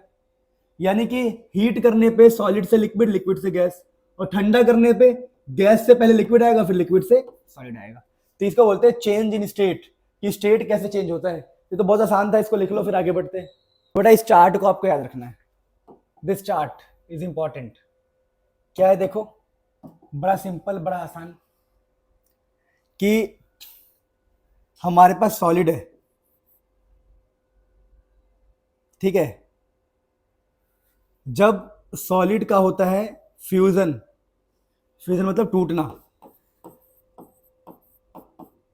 जब आपका सॉलिड टूटेगा, या उसको बोलते हैं मेल्टिंग, या तो फ्यूजन बोल दो या मेल्टिंग, यहाँ पर मेल्टिंग लिखा हुआ है, मेल्टिंग। जब एक सॉलिड का या तो फ्यूजन होगा या मेल्टिंग होगा तो वो लिक्विड बन जाएगा। तो सॉलिड से लिक्विड बनना मेल्टिंग कहलाता है या फ्यूजन कहलाता है। लेकिन अगर कोई लिक्विड, एरो देखो, एरो एरो कह रहा है कि हम सॉलिड से लिक्विड गए थे तो फ्यूजन या मेल्टिंग कहेंगे, याद करना है इसको। लेकिन अब लिक्विड से हम आ रहे हैं किस तरफ, सॉलिड, पानी को बर्फ जमा रहे हैं, तो इसका नाम होता है सॉलिडिफिकेशन। भाई हम लिक्विड को सॉलिड कर रहे हैं तो सॉलिडिफिकेशन कहते हैं इसको, ठीक है, सॉलिडिफिकेशन। अब देखो यहां पर है लिक्विड, सॉरी सॉलिड,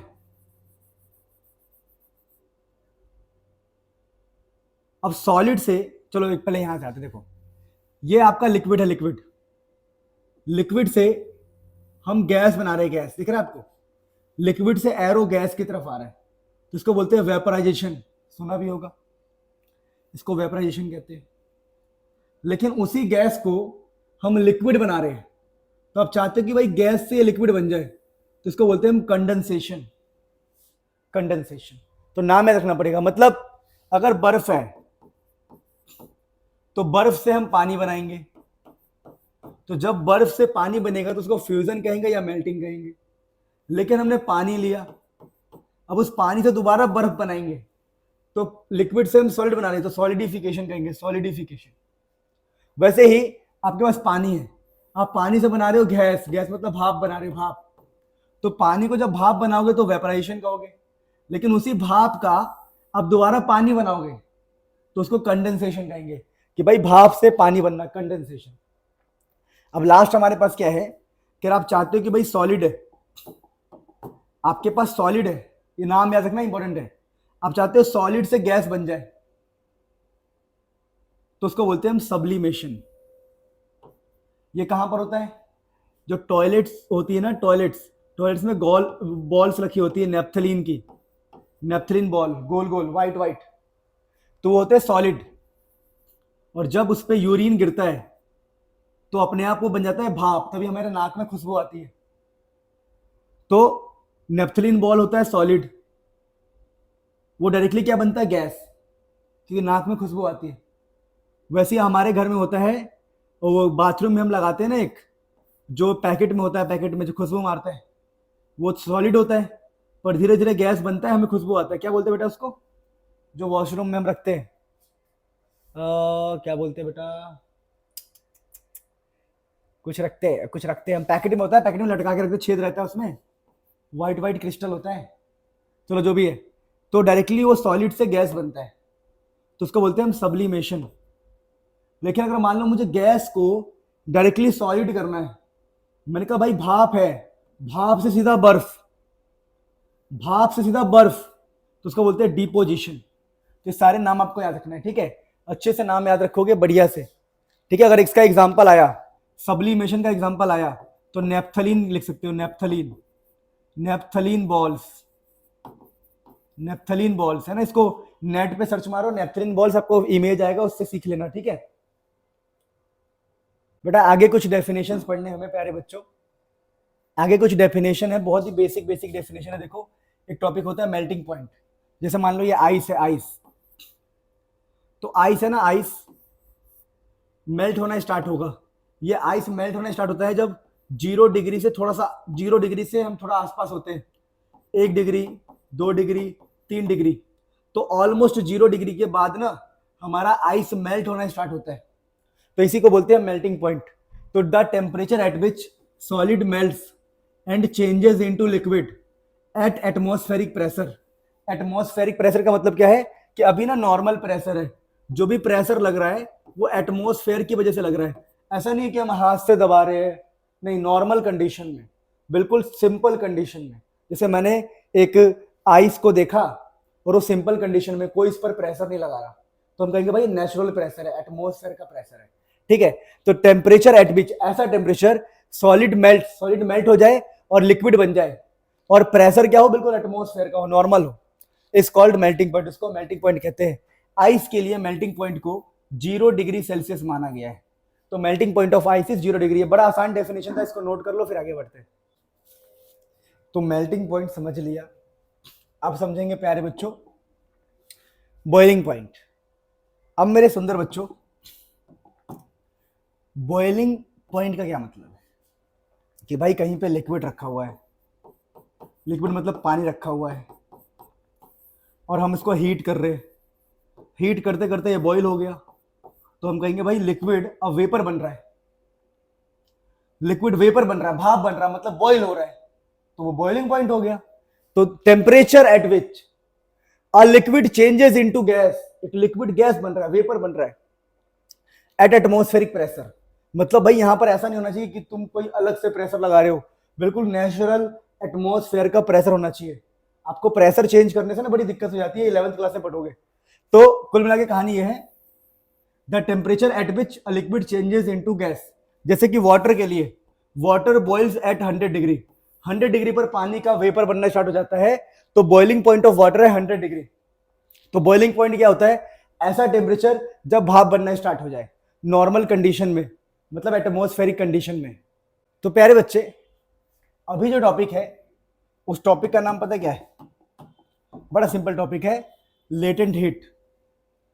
वैसे लेटेंट वर्ड का मतलब पता क्या होता है, छिपा हुआ, छिपा हुआ हीट, ऐसा हीट जो छिपा हो। सर क्या मतलब है, इसका मतलब यह है, मैं ना आपसे एक एक्टिविटी कराता हूं, उस एक्टिविटी को देखो।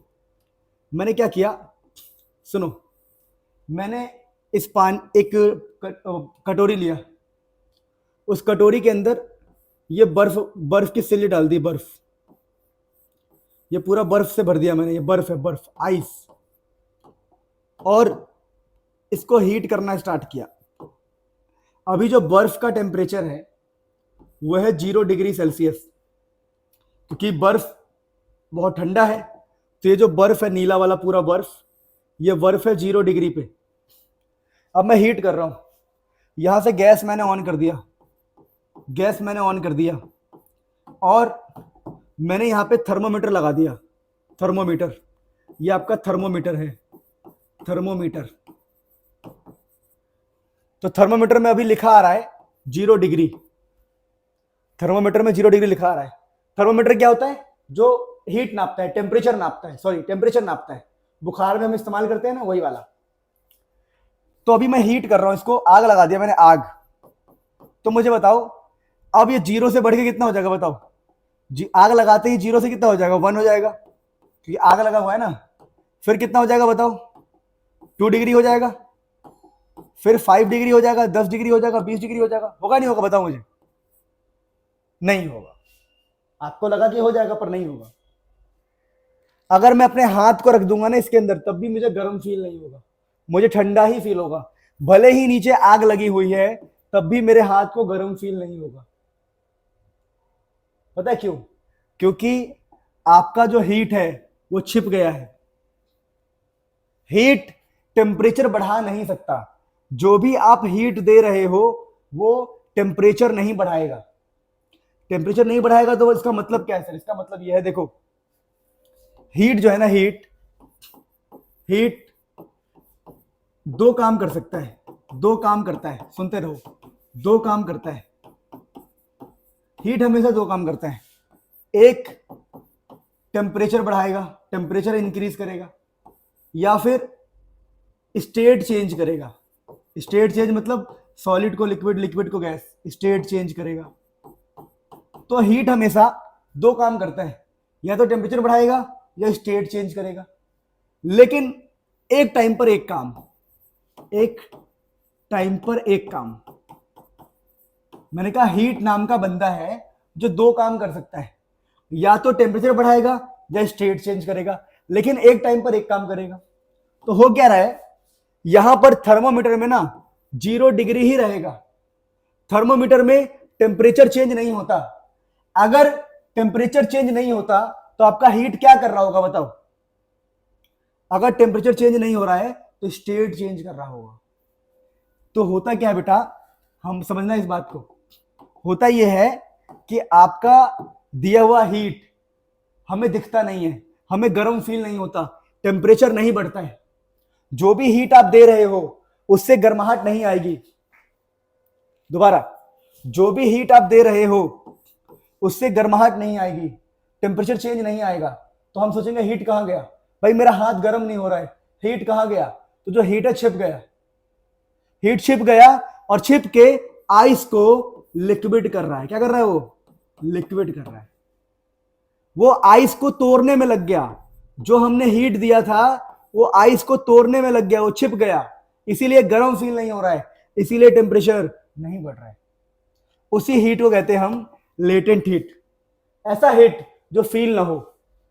भाई मैंने हाथ रखा और नीचे आग है, पर मेरे हाथ को आग फील नहीं हो रहा, क्योंकि जो हीट है, हीट वो हमारे आइस के अंदर छिप गया है, छिप के आइस को पिघलाने में लग गया है, इसलिए टेम्परेचर चेंज नहीं हो रहा। और जब टेम्परेचर चेंज नहीं हो रहा तो हम कह रहे हैं हीट गया कहां? तो हीट छिप गया। मेरी बात समझे? तो ऐसा हीट जो टेम्परेचर चेंज ना करे, जो सिर्फ स्टेट चेंज करे, उसी को हम लेटेंट हीट कहते हैं। ऐसा हीट जो टेम्परेचर चेंज ना करे, हीट एक टाइम पर एक काम कर सकता है। तो यहां पर वो टेम्परेचर चेंज नहीं करेगा, यहां पर वो स्टेट चेंज करेगा। तो हीट, लेटेंट हीट क्या? देखो, heat required to convert into a liquid और वेपर और a liquid into vapour without change of temperature, without change of temperature.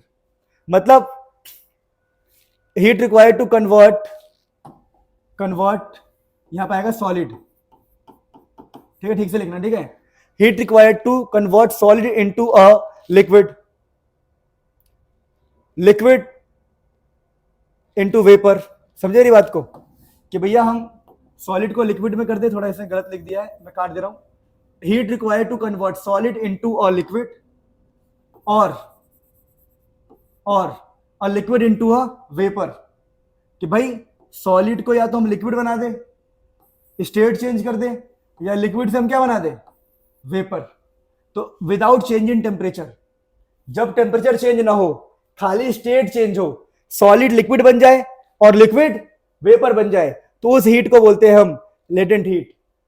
Heat require, जो हीट चाहिए होगा, जो हीट लग रहा है, जो हीट चाहिए सॉलिड को लिक्विड करने के लिए या फिर लिक्विड को भाप बनाने के लिए, बिना चेंज इन टेम्परेचर, और टेम्परेचर चेंज भी ना हो, उसको बोलते हैं हम लेटेंट हीट। आई होप समझ में आ गया होगा, नोट इट डाउन। सो प्यारे बच्चों, अगला है अपने पास लेटेंट हीट ऑफ वेपराइजेशन। अब हमें पता लग गया लेटेंट हीट का मतलब क्या होता है, छिपा हुआ हीट। वेपराइजेशन मतलब वेपर बनना। तो ऐसा हीट, जैसे हमने कहा भाई 1 किलो हमारे पास लिक्विड है, 1 किलो लिक्विड है मान लो, उस लिक्विड को मैं हीट कर रहा हूं, तो हीट करूंगा तो ये वेपर बन जाएगा। और जो भी मैं काम करूंगा नेचुरल कंडीशन में, नेचुरल कंडीशन मतलब एटमॉस्फेरिक प्रेशर में और बॉइलिंग पॉइंट पे काम करूंगा मैं, क्योंकि इसको बॉइल कर रहा हूं ना मैं। वही लिखा है लेटेंट हीट ऑफ वेपराइजेशन क्या होता है, heat required to change 1 kg of liquid into gas. 1 kilo liquid लू, उसको गैस बना दूं, तो मुझे कितना हीट देना पड़ेगा, कितना हीट लगाए हम, कितना हीट सप्लाई करें कि 1 किलो गैस बन जाए, उसी को बोलते हैं हम लेटेंट हीट ऑफ वेपराइजेशन।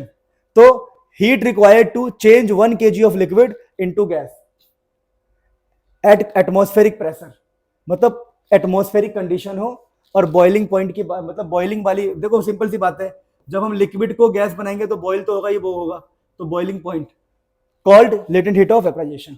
बहुत इजी डेफिनेशन था, नोट कर लो फिर आगे बढ़ेंगे। लेटेंट हीट ऑफ फ्यूजन, आपको मैंने बताया था फ्यूजन का मतलब होता है टूटना। अब यहां पे टूटेगा कौन? बर्फ टूटता है, बर्फ। तो एक बर्फ लिया, ये बर्फ लिया मैंने, बर्फ ले लिया 1 किलो। अब एक तो दोस्तों लेटेंट हीट ऑफ फ्यूज़न हम पढ़ा रहे थे आपको, मैंने अभी देखा एडिटिंग करते वक्त तो उसमें आवाज़ गायब हो गई थी, तो मैं बता रहा हूँ उसमें डेफिनेशन लिखा है, एक बार आप पढ़ लेना, आपको समझ में आ जाएगा। आप बहुत इंटेलिजेंट हो मुझे पता है। देखो, latent heat of fusion, latent मतलब छिपा हुआ, और फ्यूज़न का मतलब होता है टूटना। जैसे बर्फ़ है, बर्फ़ जैसे हम हीट करते हैं हीट, तो बर्फ़ क्या होता है, बर्फ़ पिघलता है, बर्फ़ टूटता है, तो वो जो हीट है ना वहाँ पर, उसको हम लेटेंट हीट ऑफ फ्यूज़न कहते हैं। अगर आप डेफिनेशन पढ़ोगे तो लिखा होगा कि 1 किलो बर्फ़ को पानी बनाने में, 1 किलो बर्फ़ को तोड़ने में जो हीट देनी पड़ेगी वही लेटेंट हीट ऑफ फ्यूज़न होती है। तो प्यारे बच्चों, मतलब प्यारे बच्चे, पिछली बार हमने पढ़ा था लेटेंट हीट ऑफ फ्यूज़न, अगर आपको थोड़ा बहुत भी याद हो तो। अभी हम पढ़ने जा रहे हैं एवोपरेशन। ये एवोपरेशन वाला टॉपिक प्यारे बच्चों बहुत इंपॉर्टेंट है एग्जाम पॉइंट ऑफ व्यू से। अगर आप पेपर उठा के देखोगे तो एग्जाम में आता ही आता है। यानी एवोपरेशन इज इंपॉर्टेंट टॉपिक और इसको हम डिटेल में सीखेंगे। अब बात करते हैं भाई, ये एवोपरेशन होता क्या है। तो देखिए, एवोपरेशन बहुत सिंपल चीज है। जैसे मैंने कहा, देखो कोई लिक्विड है, पहले पढ़ लो एक बार। The process in which a liquid get converted into gas, एक लिक्विड गैस में कन्वर्ट हो जाए at any temperature below its boiling point, below its boiling point. इसमें खास बात यही है, समझा रहा हूं। देखो, जैसे हमने कहा भैया, देखो अगर यहां पर लिक्विड है, लिक्विड मतलब कोई भी पानी है, पानी मान लो पानी, तो आपको पता है कि जब हम 100 डिग्री लेके जाएंगे, 110 डिग्री लेके जाएंगे, 120 डिग्री लेके जाएंगे, 110 डिग्री सेल्सियस, 120, 130, 140, तो ये लिक्विड जो है वेपर बनेगा, वेपर बनेगा, ठीक है। इसको हम बोलते हैं वेपर बन रहा है भाई, वेपर बन रहा है। पर ये वेपर कब बन रहा है? ये वेपर बन रहा है जब टेम्परेचर 100 है, 110 है, 120 है। जब टेम्परेचर 100 है, 110 है, 120 है। लेकिन मैं आपसे कहूं तो ठीक है ना, तो जब टेम्परेचर 110, 120 हो तो इसको हम वेपराइजेशन कहते हैं। वेपराइजेशन, ये हमारा वेपराइजेशन है क्योंकि टेम्परेचर 110, 120 है। लेकिन अगर ऐसा हो कि भाई टेम्परेचर तो 40 डिग्री सेल्सियस ही है, यानी हमारे घर में एक गिलास पानी रखा है, पानी, और जो पानी है, पानी वो अपने आप ही वेपर बनना स्टार्ट हो जाए, तो इसको बोलते हैं हम वेपराइजेशन हो गया ना, इसको बोलते हैं हम एवोपरेशन। तो एवोपरेशन कब होता है? The process in which a liquid becomes gas at any temperature, किसी भी टेम्परेचर पे, 40 पे, 50 पे, 60 पे, 35 पे, 20 पे। लेकिन शर्त क्या है? शर्त कि टेम्परेचर बॉइलिंग पॉइंट से कम होगा, यानी 100 से कम होगा पानी के केस में। यानी 100 से कम में ही आपको वेपर दिखाई दे रहे, तो उसको बोलेंगे हम एवोपरेशन। 100 के बाद जो होगा वो होगा वेपराइजेशन, पर 100 से पहले ही हो गया तो उसको एवोपरेशन कहेंगे। यानी कम टेम्परेचर पे लिक्विड का गैस बनना, लिक्विड से गैस बनना एवोपरेशन कहलाता है। क्या बात समझ में आ गई आपको? बहुत बढ़िया। आई होप आप समझ गए होंगे कि एवोपरेशन और वेपराइजेशन में फर्क क्या है। वेपराइजेशन बॉइलिंग पॉइंट के हिसाब से देखा जाता है, और बॉइलिंग पॉइंट से बिलो में ही लिक्विड गैस बन जाए तो उसको हम एवोपरेशन कहते हैं। तो बहुत ही इंपॉर्टेंट चीज था, ये हमने समझ लिया। इसे आप लोग नोट कर लेंगे एक बार। Have you noted guys? Please, reason for evaporation. अब ये रीजन क्या होता है देखिए, समझिए। तो जैसे मान लीजिए एक कटोरी में हमने पानी लिया है, पानी, ठीक है। अब कटोरी में पानी ले लिया और ये पानी का सरफेस है, सरफेस, ये पानी है, ये पानी है इसके अंदर, और ये पानी के सरफेस है। अब होता क्या है कि देखिए, ये अपने आपके घर में पानी के गिलास या बोतल या जो भी है, कुछ बोतल बोल रहा हूं, पतीला रखा हुआ है, पतीला। और एवोपरेशन का मतलब क्या होता है? गैस बनना, गैस बनना, गैस बनना, वो भी नॉर्मल टेम्परेचर पे, मतलब 100 से नीचे ही। तो ये कैसे होगा? तो मान लेते हैं, क्या मान लेते हैं कि भाई बाहर गर्मी हो रही है, अभी फिलहाल बाहर गर्मी हो रही है और 48 डिग्री सेल्सियस है।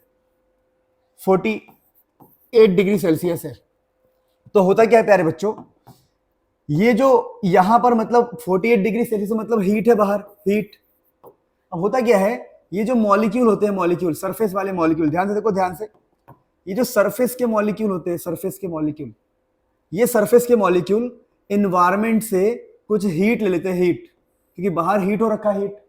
तो इन्वायरमेंट से, जब ये इन्वायरमेंट से हीट लेंगे, तो हीट लेने से क्या होगा, इनके पार्टिकल्स के पास, चलो मैं थोड़ा सा इससे बनाता हूं, स्काई ब्लू से, इनके पार्टिकल्स के पास एनर्जी आ जाएगा, एनर्जी, और मतलब गर्माहट आएगी, और गर्माहट आने की वजह से ये धीरे धीरे हल्का हल्का थोड़ा थोड़ा करके गैस बनना स्टार्ट हो जाएगा।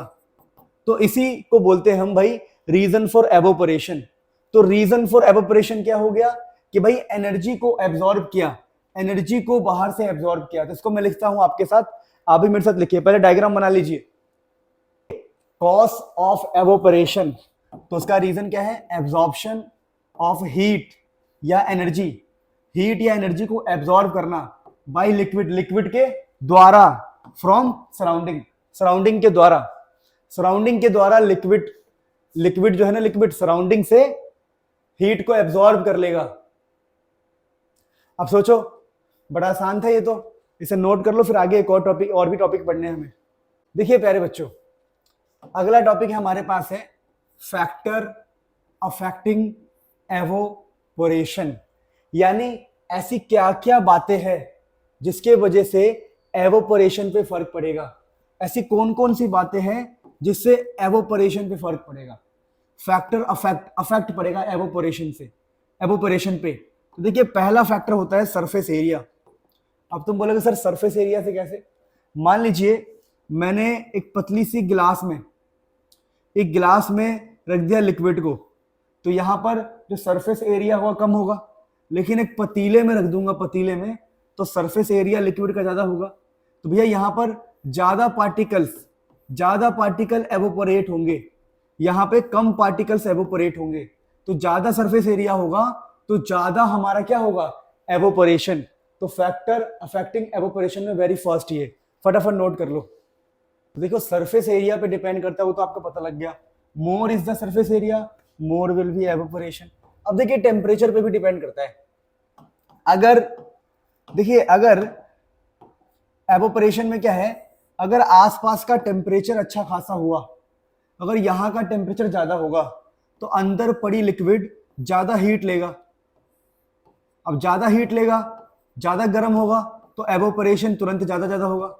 तो एवोपोरेशन टेम्परेचर पे भी डिपेंड करता है। More is the temperature of the surrounding more will be the evaporation. अगर ज्यादा टेम्परेचर होगा तो ज्यादा एवोपोरेशन होगा, ज्यादा वेपर बनेगा, ज्यादा गैस बनेगा। आई होप ये बड़ा इजी टॉपिक है। आगे बढ़ते हैं बच्चों, एक बार ह्यूमिडिटी की बात करते हैं। एक्चुअली मैंने रिकॉर्ड तो किया था पर उसका ऑडियो ही नहीं आया था। देखो चैप्टर ऑलमोस्ट खत्म होने वाला है प्यारे बच्चों। अगर आप कहोगे तो मैं एनसीईआरटी का पूरा सॉल्यूशन, प्रीवियस ईयर क्वेश्चन सब कुछ ला के दूंगा, लेकिन सब्सक्राइब करना है, प्लीज सपोर्ट करना है। तो लिखा है ह्यूमिडिटी। अब यहां ध्यान रखना, ह्यूमिडिटी का मतलब आप जानते हो। तो ह्यूमिडिटी अगर कहीं पर कम हुआ, लोअर ह्यूमिडिटी, कहीं पर ह्यूमिडिटी कम होता है तो एवोपोरेशन ज्यादा होता है। तो हमारे सिलेबस के अकॉर्डिंग इतना याद रखना कि देखिए ह्यूमिडिटी अगर कम होगी तो वहां पर एवोपोरेशन ज्यादा होगा। तो सिंपल सी बात याद रखना बस। ये हमारा थर्ड था फैक्टर अफेक्टिंग ह्यूमिडिटी में। सबसे पहले टेम्परेचर, और सबसे पहले हमने सरफेस एरिया, फिर टेम्परेचर और ह्यूमिडिटी। अब हमारा एक और है इसमें लास्ट, बाइंड, विंड। कि देखिए अगर more speed of wind, wind की स्पीड ज्यादा होती है ना, तो हम कहते हैं भाई ह्यूमिडिटी कम हो जाती है। स्पीड ज्यादा होगी तो ह्यूमिडिटी कम होगी, और ह्यूमिडिटी कम होगा तो रेट ऑफ एवोपोरेशन क्या होगा, ज्यादा होगा। पीछे हमने पढ़ा था कि अगर कहीं पर ह्यूमिडिटी कम हो, अभी हमने पढ़ा, हमने इसे याद किया था, लेस लोअर ह्यूमिडिटी मोर एवोपोरेशन। तो यहां पर क्या बात चल रही है, यहां बात चल रही है भाई कि कहीं पर, ये रहा, कहां गया, कहीं पर मोर स्पीड ऑफ बाइंड, कहीं पर हवा तेज होगी तो ह्यूमिडिटी कम हो जाएगी। और हमें पता है अगर ह्यूमिडिटी कम होगा तो एवोपोरेशन क्या होगा, ज्यादा। तो इतनी सी बात याद रखनी है, सिलेबस में इतना ही है। मैं चाहूँ तो ज्यादा आपको बता सकता हूं क्या, कि भाई मैं ऐसे बता सकता हूँ कि भाई देखो, अगर ह्यूमिडिटी का मतलब होता है सूखा हवा, जब पानी तो हवा चलेगा तो पानी निकल जाएगा, पानी निकलने का मतलब है कि भाई ड्राई हो गया, एयर अगर ड्राई हो गया तो ह्यूमिडिटी डिक्रीज हो गई। मतलब मैं बहुत डिटेल में पढ़ा सकता हूँ, लेकिन अपने एनसीईआरटी के अकॉर्डिंग चलते हैं, छोटी मोटी बातों को आप याद रखोगे, फिर जब मैं एनसीईआरटी सॉल्यूशन कराऊंगा तो और तहलका मचा देंगे। तो प्लीज सब्सक्राइब कर लो। अभी हमारा सबसे इंपॉर्टेंट टॉपिक है, यहां से आपको एग्जाम में क्वेश्चन दिखाई देगा, लिखा हुआ है how does evaporation cause cooling. Evaporation की वजह से कूलिंग कैसे होता है, सबसे इंपॉर्टेंट टॉपिक है। देखिए अब इसके पीछे बड़ा सिंपल आंसर होता है। देखो जैसे हमने कहा, देखो यहां पे पानी रखा हुआ है, पानी, ये पानी है, पानी, ये वाटर रखा हुआ है, वाटर, और यहां पर ना गर्म है, गर्म, गर्म मतलब ये हमारा इन्वायरमेंट है, घर है, घर, घर के अंदर ये बाहर, बाहर की चीजें गर्म होगी, ये भी गर्म होगा, ठीक है। और ये पानी, एक ठंडा पानी रखा हुआ है यहाँ पे, मान लीजिए कोई ठंडा पानी रखा है, फिर नॉर्मल पानी रखा हुआ है। अब होता क्या है, देखो यहां पर अभी गर्मी है, यहां भी गर्मी है, और टॉपिक का नाम है how does evaporation cause cooling. Evaporation की वजह से कूलिंग कैसे होता है, तो बड़ा सिंपल आंसर है। देखो होगा क्या, ये जो गर्म है ये गर्म है, तो यहां से गर्मी ना पानी के अंदर जाएगा, गर्मी पानी के अंदर जाएगा, और इसको क्या करेगा, जो पानी है उसको वेपर बनाएगा, वेपर। तो यहाँ पर स्टेट चेंज हो रहा है, स्टेट चेंज होने का मतलब है कि यहाँ पर लेटेंट हीट, जो हीट है वो लेटेंट है, छिप गया है, और लिक्विड को वेपर बना रहा है, छिप के लिक्विड को वेपर बना रहा है। मेरे कहने का मतलब क्या है बेटा, कि गर्म, जो गर्मी है, गर्मी, जब गर्मी पानी के अंदर चला जाएगा और फिर यहां पर होगा एवोपरेशन, तो सोचो यहां से गर्माहट तो चली गई इसके अंदर, अगर यहां से गर्माहट चली जाएगी तो यहां पर क्या हो जाएगा, ठंडा, और यहां पर भी क्या हो जाएगा, ठंडा। तो liquid, how does evaporation cause cooling, evaporation से कूलिंग कैसे होता है। एवोपरेशन होते टाइम हम बाहर से गर्मी अंदर लेते हैं, अगर हम बाहर से गर्मी अंदर ले लेंगे तो बाहर तो ठंडा ही हो जाएगा ना। वही लिखा है liquid get converted into gas by absorbing energy in the form of latent heat, वो हीट को ले लेते हैं अंदर, तो liquid gets converted into gas by absorbing energy in the form of heat, कि लिक्विड जो है कन्वर्ट होगा गैस के अंदर, absorbing energy in the form of latent heat. Latent heat मतलब छिपा हुआ हीट, ये हीट यहां पर जाके छिप जाएगा और भाप बना देगा, लेटेंट हीट ऑफ वेपराइजेशन।